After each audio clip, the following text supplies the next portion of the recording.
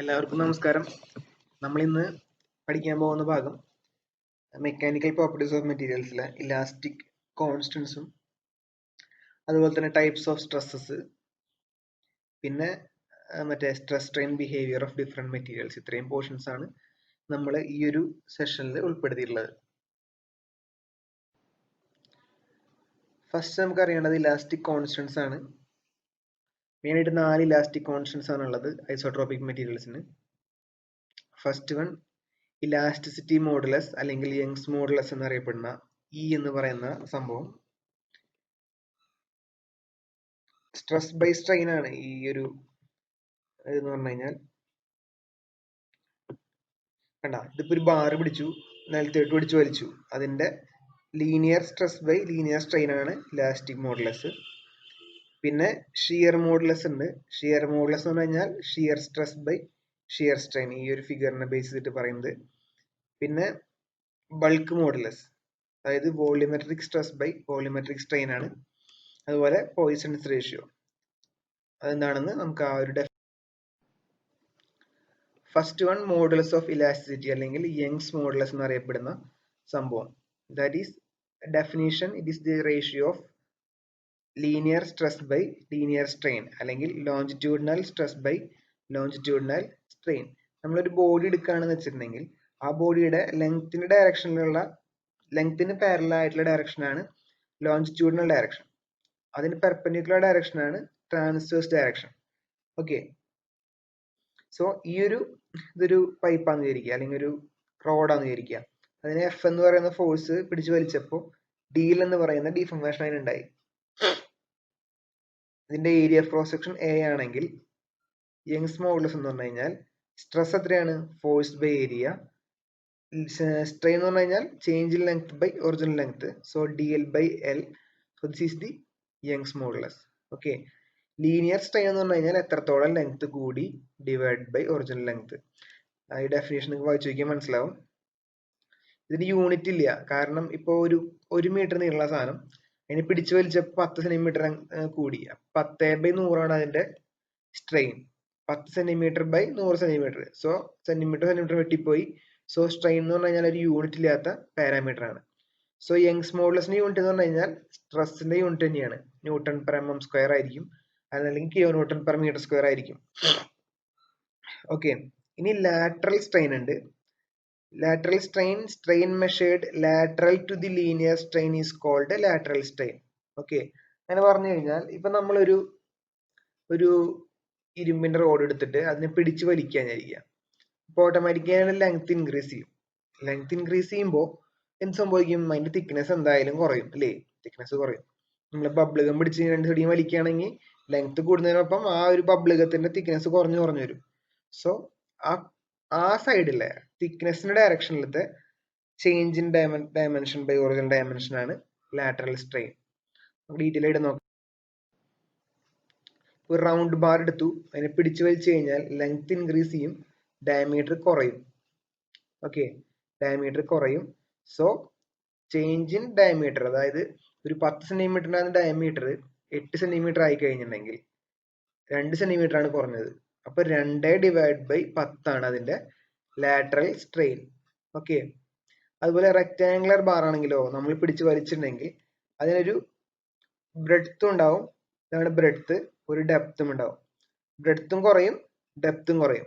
Okay, so dB/b അതുപോലെ dd/d ആണ് ഇതിന്റെ ലാറ്ററൽ സ്ട്രെയിൻ എന്ന് പറഞ്ഞു കഴിഞ്ഞാൽ. ഓക്കെ, ലാറ്ററൽ സ്ട്രെയിൻ പഠിച്ചു, ലീനിയർ സ്ട്രെയിനും പഠിച്ചു. നമുക്ക് പണ്ട് തൊട്ടേ അറിയുന്ന ഒരു ലോ ആണ് Hooke's law. Within the elastic limit stress is directly proportional to strain. Okay, ഇവിടം വരെയാണ് ഇലാസ്റ്റിക് ലിമിറ്റ് എന്ന് പറഞ്ഞാൽ ഇവിടം വരെയാണ്. അവിടം വരെ എന്തായിരിക്കും? Stress directly proportional to strain ആയിരിക്കും. ശരിക്കും പറഞ്ഞു കഴിഞ്ഞാൽ ഈ ഒരു ഗ്രാഫിന്റെ സ്ട്രെസ് സ്ട്രെയിൻ എക്സ് ആക്സിസിൽ സ്ട്രെയിനും വൈ ആക്സിസിൽ സ്ട്രെസ്സുമാണുള്ളത്. അതിന്റെ സ്ലോപ്പ് ആണ് എന്ത്? ശരിക്കും പറഞ്ഞാൽ യങ്സ് മോഡുലസ് ഉണ്ട്, സ്ട്രെസ് ബൈ സ്ട്രെയിൻ എന്ന് പറഞ്ഞു കഴിഞ്ഞാൽ. ഓക്കെ, അത് ഹുക്സ് ലോ ഒബേ ചെയ്യുന്ന ഭാഗം വരെയുള്ള കാര്യമാണ് ഈ ഒരു യങ്സ് മോഡുലസിൽ നമ്മൾ പറയുന്നത്. ഓക്കെ, അടുത്തായിട്ട് പറയാനുള്ളതാണ് പോയിസൺസ് റേഷ്യോ. അതിനെ മ്യൂ എന്ന് റെപ്രസെന്റ് ചെയ്യാറുണ്ട്, ചിലർ 1/m എന്ന് പറയാറുണ്ട്. The ratio of the lateral strain to the linear strain is called Poisson's ratio. By the formula നമുക്ക് ഇങ്ങനെ എഴുതാം. ഓക്കെ, അതായത് നമ്മളൊരു റോഡ് എടുത്തു, അതിന് പിടിച്ചു വലിച്ചപ്പോൾ അതിന് ലെങ്ത് കൂടി അല്ലേ. അപ്പോൾ 1 മീറ്റർ ഉണ്ടായിരുന്ന സാധനം 110 ആയി കഴിഞ്ഞാൽ 10/100, അതാണ് അതിന്റെ ലീനിയർ സ്ട്രെയിൻ. അതിന്റെ തിക്നെസ് ഒരു 10 സെന്റിമീറ്റർ എന്ന് വിചാരിക്കുക. അത് 8 സെന്റിമീറ്റർ ആയി കഴിഞ്ഞാൽ അത് 2 കുറഞ്ഞു. സോ 2/10 ആണ് അതിന്റെ lateral strain. So lateral strain divide by linear strain, side by length. അങ്ങനെ ആലോചിച്ചാൽ മതി. നിങ്ങൾ ഇതൊക്കെ പഠിക്കുമ്പോൾ വിഷ്വലൈസ് ചെയ്തിട്ട് പഠിക്കുക.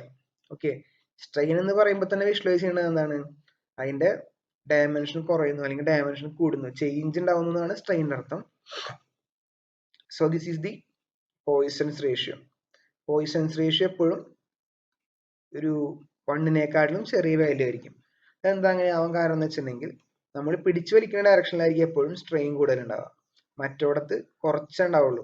സോ ഇതേ ബൈ ഇത് എന്ന് പറയുമ്പോൾ എന്തായാലും ഇതായിരിക്കും കുറവ്, ഇത് കൂടുതലായിരിക്കും. സോ ലെസ് ദാൻ 1 ആയിരിക്കും. So this is the Poisson's ratio. ഇത് നമുക്ക് പഠിക്കാനുള്ളതാണ് ഷിയർ മോഡുലസ്.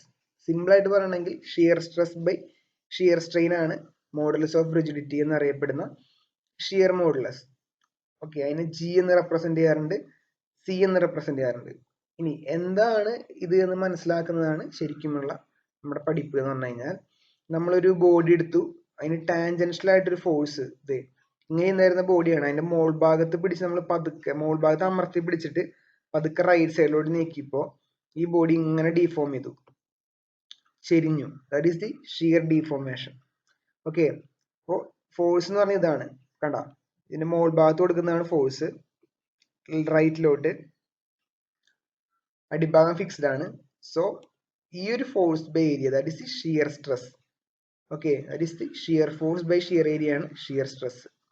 അങ്ങനെ കൊടുക്കുന്ന സമയത്ത് ഇവിടെ ഒരു ഡീഫോർമേഷൻ ഉണ്ടാവും. ആ ഡീഫോർമേഷൻ നമ്മൾ ഇതൊരു ആംഗുലർ ഡീഫോർമേഷൻ ആയതുകൊണ്ട് നമ്മൾ ഡെൽറ്റ എക്സ് എന്ന് പറയും. ഇതിന്റെ ലെങ്ത്തിന് ഒറിജിനൽ HL എന്ന് പറയും. Okay, so deformation by original length എന്ന് പറയുമ്പോൾ ഡെൽറ്റ എക്സ് ബൈ എൽ എന്ന് വേണമെങ്കിൽ പറയാം, അല്ലെങ്കിൽ ഡെൽറ്റ എക്സ് ബൈ എച്ച് എന്ന് നമുക്ക് വേണമെങ്കിൽ പറയാം. ഓക്കെ, സോ മോഡുലസ് ഓഫ് രീതി എന്ന് പറഞ്ഞാൽ shear stress by shear strain ആണ്.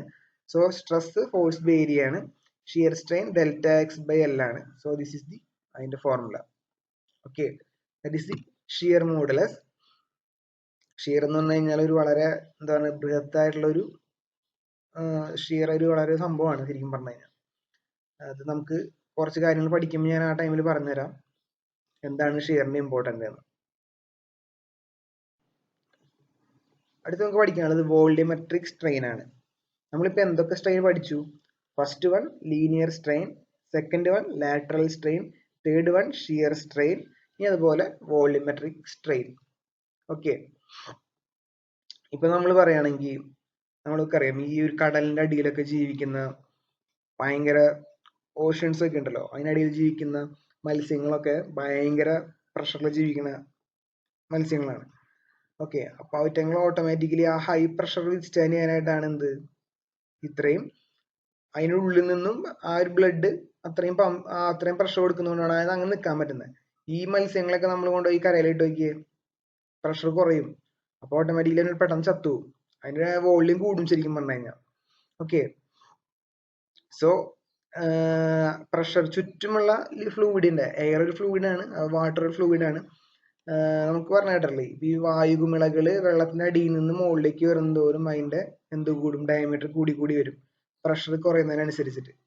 ഓക്കെ, അതുപോലെ വോളിയമെട്രിക് സ്ട്രെയിൻ എന്ന് പറഞ്ഞു കഴിഞ്ഞാൽ നമ്മുടെ ബോഡിക്ക് അതിന്റെ വോള്യത്തിൽ ഉണ്ടാവുന്ന ചേഞ്ച് ആണ്. Change in volume by original volume ആണ് സിമ്പിൾ ആയിട്ട് പറഞ്ഞാൽ വോളിയമെട്രിക് സ്ട്രെയിൻ എന്ന് പറഞ്ഞു കഴിഞ്ഞാൽ. ഓക്കെ, അതാണ് നമ്മളുടെ വോളിയമെട്രിക് സ്ട്രെയിൻ. ഒരു ബോഡിയുടെ എല്ലാ സൈഡിൽ നിന്നും ഫോഴ്സ് കൊടുക്കുമ്പോൾ, അല്ലെങ്കിൽ എന്തെങ്കിലും ഫ്ലൂയിഡ് കാരണം കൊണ്ടോ അല്ലെങ്കിൽ വേറെ ഏതെങ്കിലും എക്സ്റ്റേണൽ ഫോഴ്സ് കാരണം കൊണ്ടോ പ്രഷർ വരുന്ന സമയത്ത് വോള്യത്തിൽ ഉണ്ടാകുന്ന change divide by original volume ആണ് വോളിയമെട്രിക് സ്ട്രെയിൻ എന്നുകൊണ്ട് നമ്മൾ ഉദ്ദേശിക്കുന്നത്.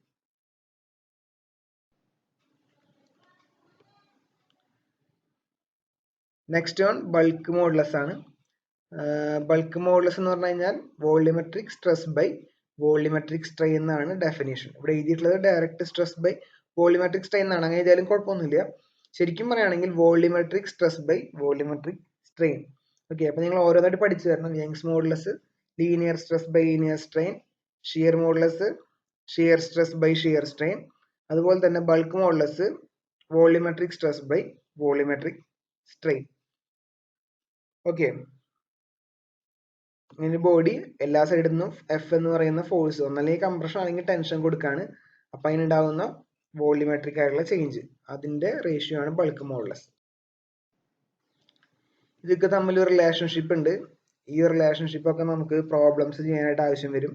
ഇതിൽ ഇ എന്ന് പറയുന്നത് യങ്സ് മോഡുലസ് ആണ്, കെ എന്ന് പറയുന്നത് ബൾക്ക് മോഡുലസ് ആണ്, ജി എന്ന് പറയുന്നത് ഷിയർ മോഡുലസ് ആണ്. സോ നമ്മുടെ formula E is equal to 3K into 1 minus 2 mu എന്നാണ്. ഈ ഒരു ബൾക്ക് മോഡുലസും യങ്സ് മോഡുലസും തമ്മിലുള്ള ബന്ധം. അതുപോലെ റിജിഡിറ്റി മോഡുലസും യങ്സ് മോഡുലസും തമ്മിലുള്ള ബന്ധം 2G into 1 plus mu എന്നാണ്. ഇത് മൂന്നും തമ്മിലുള്ള ബന്ധം കാണിക്കുന്ന ഫോർമുലയാണിത്. E is equal to 9 kg divided by 3K plus G. ഇത് മൂന്നും ഇലാസ്റ്റിക് കോൺസ്റ്റൻസ് ആണ്. ഇതിന്റെ യൂണിറ്റ് ന്യൂട്ടൺ പെർ mm² ആണ്, അല്ലെങ്കിൽ കിലോ ന്യൂട്ടൺ പെർ മീറ്റർ² ആയിരിക്കും. ഇത് നമുക്ക് ഡിഫറെന്റ് ടൈപ്സ് ഓഫ് സ്ട്രെസ്സസ് പഠിക്കാം. ഇത് എക്സാമിന് ഒരു 6 മാർക്കിനൊക്കെ ചോദിക്കാറുണ്ട്. അപ്പോൾ സ്ട്രെസ് എന്ന് നമുക്കറിയാം, എക്സ്റ്റേണൽ ആയിട്ടൊരു ഫോഴ്സ് കൊടുക്കുമ്പോൾ അതിൻ്റെ ഉള്ളിൽ ഉണ്ടാകുന്ന റെസിസ്റ്റിംഗ് ഫോഴ്സ് ആണ് പെർ യൂണിറ്റ് ഏരിയ. അതാണ് resisting force per unit area is known as stress. അതിന്റെ യൂണിറ്റ് ന്യൂട്ടൺ പെർ മീറ്റർ² പാസ്കലും ഉണ്ട്.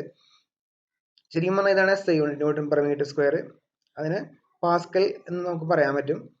കിലോ പാസ്കൽ എന്ന് പറയുമ്പോൾ 1000 പാസ്കൽ, മെഗാ എന്ന് പറയുമ്പോൾ 10⁻⁶, ജിഗ എന്ന് പറയുമ്പോൾ 10�9, ടെറ എന്ന് പറയുമ്പോൾ 10�12.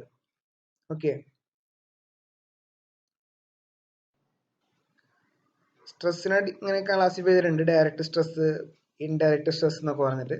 ഡയറക്റ്റ് സ്ട്രെസ്സിൽ വരുന്നതാണ് നമ്മൾ പഠിച്ചുള്ള ഷിയർ സ്ട്രെസ്, നോർമൽ സ്ട്രെസ് ഒക്കെ. അതിൽ തന്നെ ടെൻഷൻ, കംപ്രഷൻ വരുന്നുണ്ട്.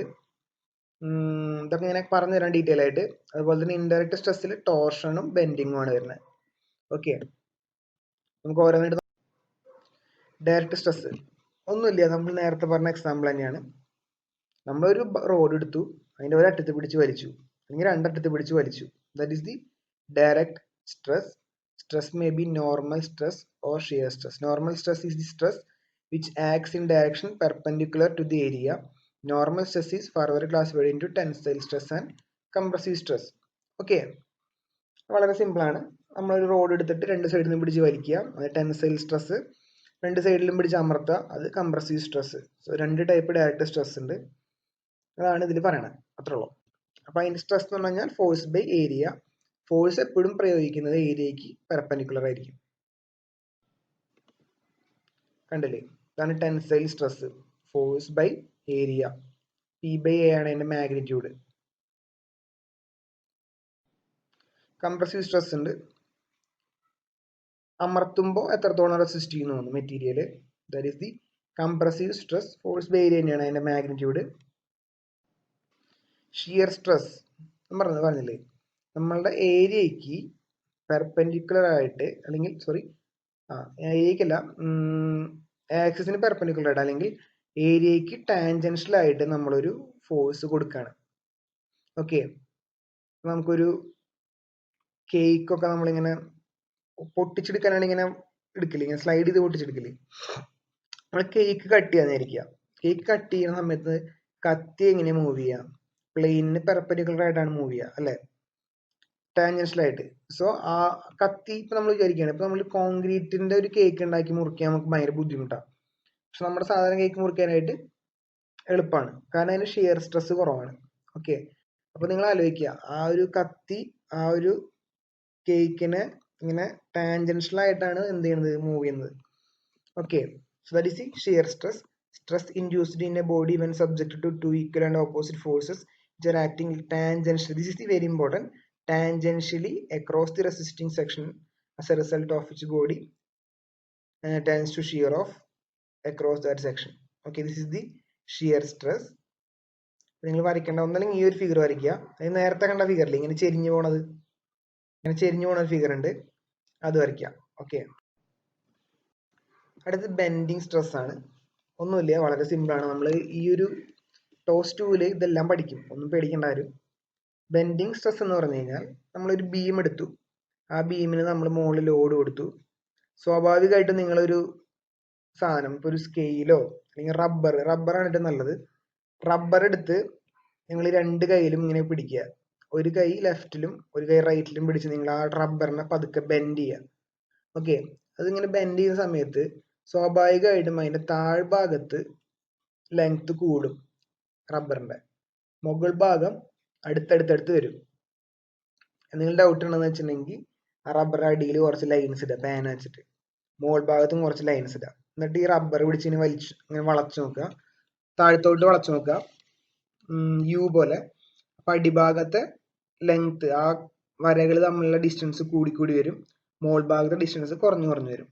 സോ അതിനർത്ഥം ബെൻഡിങ് ഡെവലപ്പ് ചെയ്യുന്ന സമയത്ത് താഴ്ഭാഗത്ത് ടെൻഷനും മുകൾ ഭാഗത്ത് കംപ്രഷനും ഉണ്ടാവും, ഇടയിൽ ഒരു ന്യൂട്രൽ ആക്സിസ് ഉണ്ടാവും. ഓക്കെ. ഇത്രയും കാര്യങ്ങളൊക്കെയാണ് ബെൻഡിങ് ഉള്ളത്. അപ്പൊ ബെൻഡിങ് കാരണം ഉണ്ടാകുന്ന സ്ട്രെസ് ആണ് ബെൻഡിങ് സ്ട്രെസ്. നമുക്ക് എഴുതി വായിച്ചു നോക്കാം. പിന്നെ member is being loaded similar to ഫിഗറുകൾ പോലെ വരുന്നെങ്കിൽ bending stress specific type of normal stress. When a beam experiences load like that shown in figure, one of the top fiber of the beam, important ആണ്, one of the top fiber of the beam undergo compression. The stress at the horizontal plane ന്യൂട്രലിൽ ഒരു zero ഉണ്ടാവും, താഴെ tension ഉണ്ടാവും. Okay. ഇതാണ് അതിന്റെ figure. ഈ figure വെച്ച് നിങ്ങൾ ഈ ഒരു ഫിഗർ മാത്രം നിങ്ങൾ എഴുതിയാൽ മതി, അതായത് എക്സ്പ്ലെയിൻ ചെയ്താൽ മതി. ഒരു ബീം ബെൻഡ് ചെയ്യുന്ന സമയത്ത് the bottom fiber undergo tension and top fiber undergo compression, and there is an axis between top and bottom that is known as neutral axis. Okay, ഇതാണ് അതിന്റെ സ്ട്രെസ് ഡിസ്ട്രിബ്യൂഷൻ. ഇത് important ആണ്. ഇതാണ് അതിന്റെ stress distribution. മുകൾ ഭാഗത്ത് compression ആയിരിക്കും, ഏറ്റവും മുകളിൽ കൂടുതലായിരിക്കും, പിന്നെ കുറവായിരിക്കും, പിന്നെ കുറഞ്ഞ് ഇവിടെ എത്തുമ്പോൾ സ്ട്രെസ് ഉണ്ടാവില്ല. അതുപോലെ താഴ്ഭാഗത്തോട്ട് വരുന്നതോറും ടെൻഷൻ കൂടി വരും. ഓക്കെ.